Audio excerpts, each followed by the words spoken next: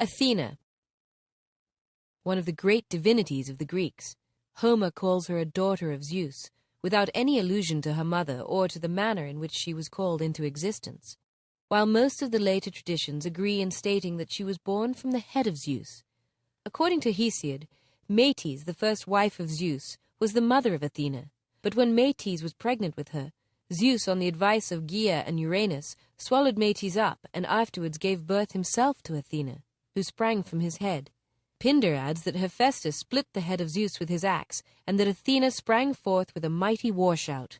Others relate that Prometheus or Hermes or Palameon assisted Zeus in giving birth to Athena, and mentioned the river Triton as the place where the event took place. Other traditions again relate that Athena sprang from the head of Zeus in full armor, a statement for which Stesichorus is said to have been the most ancient authority. All these traditions, however, agree in making Athena a daughter of Zeus, but a second set regard her as a daughter of Pallas, the winged giant whom she afterwards killed on account of his attempting to violate her chastity, whose skin she used as her aegis, and whose wings she fastened to her own feet. A third tradition carries us to Libya, and calls Athena a daughter of Poseidon and Tritonus. Athena, says Herodotus, on one occasion became angry with her father, and went to Zeus, who made her his own daughter. This passage shows more clearly than any other the manner in which genuine and ancient Hellenic myths were transplanted to Libya, where they were afterwards regarded as the sources of Hellenic ones. Respecting this Libyan Athena, it is farther related that she was educated by the river god Triton, together with his own daughter Pallas. In Libya she was also said to have invented the flute, for when Perseus had cut off the head of Medusa, and Citheno and Uriel, the sisters of Medusa, lamented her death, while plaintive sounds issued from the mouths of the serpents which surrounded their heads, Athena is said to have imitated these sounds on a reed.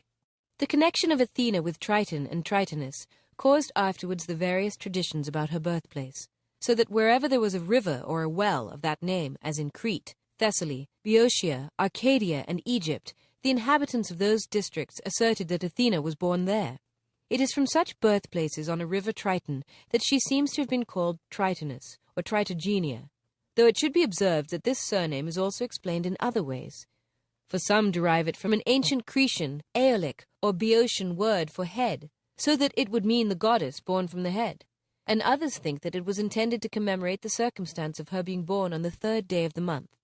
The connection of Athena with Triton naturally suggests that we have to look for the most ancient seat of her worship in Greece to the banks of the river Triton in Boeotia, which emptied itself in the lake Copias, and on which there were two ancient Pelasgian towns, Athena, Athene, and Eleusis, which were according to tradition swallowed up by the lake. From thence her worship was carried by the Minyans into Attica, Libya, and other countries. We must lastly notice one tradition, which made Athena a daughter of Itonius and sister of Iodama, who was killed by Athena, and another according to which she was the daughter of Hephaestus. These various traditions about Athena arose, as in most other cases, from local legends and from identifications of the Greek Athena with other divinities.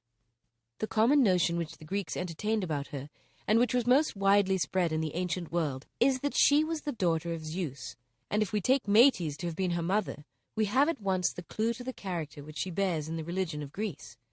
For as her father was the most powerful and her mother the wisest among the gods, so Athena was a combination of the two, that is, a goddess in which power and wisdom were harmoniously blended. From this fundamental idea may be derived the various aspects under which she appears in the ancient writers. She seems to have been a divinity of a purely ethical character, and not the representative of any particular physical power manifested in nature.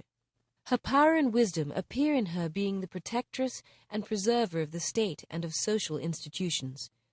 Everything, therefore, which gives to the state strength and prosperity, such as agriculture, inventions, and industry, as well as everything which preserves and protects it from injurious influence from without, such as the defense of the walls, fortresses, and harbors, is under her immediate care. As the protectress of agriculture, Athena is represented as the inventor of the plough and rake. She created the olive tree, the greatest blessing of Attica, taught the people to yoke oxen to the plough, took care of the breeding of horses, and instructed men how to tame them by the bridle, her own invention. At the beginning of spring, thanks were offered to her in advance for the protection she was to afford to the fields. Besides the inventions relating to agriculture, Others also connected with various kinds of science, industry, and art are ascribed to her, and all her inventions are not of the kind which men make by chance or accident, but such as require thought and meditation. We may notice the invention of numbers, of the trumpet, the chariot, and navigation. In regards to all kinds of useful arts, she is believed to have made men acquainted with the means and instruments which are necessary for practicing them, such as the art of producing fire. She was further believed to have invented nearly every kind of work in which women were employed, and she herself was skilled in such work. In short, Athena and Hephaestus were the great patrons both of the useful and elegant arts. Later writers make her the goddess of all wisdom, knowledge, and art, and represent her as sitting on the right-hand side of her father Zeus, and supporting him with her counsel. As the goddess who has made so many inventions necessary and useful in civilized life, she is characterized by various epithets and surnames, expressing the keenness of her sight or the power of her intellect. As the patron divinity of the state, she was at Athens the protectress of the phrates and houses which formed the basis of the state. She also maintained the authority of the law and justice and order in the courts and the assembly of the people.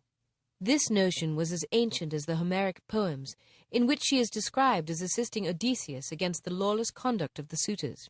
She was believed to have instituted the ancient court of the Areopagus, and in cases where the votes of the judges were equally divided, she gave the casting one in favor of the accused. As Athena promoted the internal prosperity of the state by encouraging agriculture and industry, and by maintaining law and order in all public transactions, so also she protected the state from outward enemies, and thus assumes the character of a warlike divinity, though in a very different sense from Ares, Eris, or Enyo. According to Homer, she does not even bear arms, but borrows them from Zeus. She keeps men from slaughter when prudence demands it, and repels Ares' savage love of war and conquers him. She does not love war for its own sake, but simply on the account of the advantages which the state gains in engaging in it, and she therefore supports only such warlike undertakings as are begun with prudence and are likely to be followed by favorable results. In times of war, towns, fortresses, and harbors are under her especial care. As the prudent goddess of war, she is also the protectress of all heroes who are distinguished for prudence and good counsel, as well as for their strength and valor, such as Heracles, Perseus, Bellerophontus, Achilles, Diomedes, and Odysseus. In the war of Zeus against the giants, she assisted her father and Heracles with her counsel, and also took an active part in it, for she buried Enceladus under the island of Sicily, and slew Pallas. In the Trojan War she sided with the more civilized Greeks, though on their return home she visited them with storms, on account of the manner in which the Locrian Ajax had treated Cassandra in her temple. As a goddess of war and the protectress of heroes, Athena usually appears in armor, with the aegis and a golden staff, with which she bestows on her favorites youth and majesty. The character of Athena, as we have here traced it, holds a middle place between the male and female, and hence she is a virgin divinity, whose heart is inaccessible to the passion of love, and who shuns matrimonial connection. Tiresias was deprived of his sight for having seen her in a bath, and Hephaestus, who made an attempt upon her chastity, was obliged to flee. For this reason, the ancient traditions always describe the goddess as dressed, and when Ovid makes her appear naked before Paris, he abandons the genuine old story. Her statue also was always dressed, and when it was carried about at the Attic festivals, it was entirely covered. But notwithstanding the common opinion of her virgin character, there are traditions of late origin which describe her as a mother. Thus, Apollo is called a son of Hephaestus and Athena, a legend which may have arisen at the time when the Ionians introduced the worship of Apollo into Attica, and when this new divinity was placed in some family connection with the ancient goddess of the country. Lycnus also is called a son of Hephaestus and Athena. Athena was worshipped in all parts of Greece, and from the ancient towns on the lake Copaeus, her worship was introduced at a very early period into Attica, where she became the great national divinity of the city and the country. Here the serpent, the symbol of perpetual renovation, was sacred to her. At Lindus in Rhodes, her worship was likewise very ancient. Among the things sacred to her we may mention the owl, serpent, cock, and olive tree, which she was said to have created in her contest with Poseidon about the possession of Attica. At Corone in Messenia, her statue bore a crow in its hand.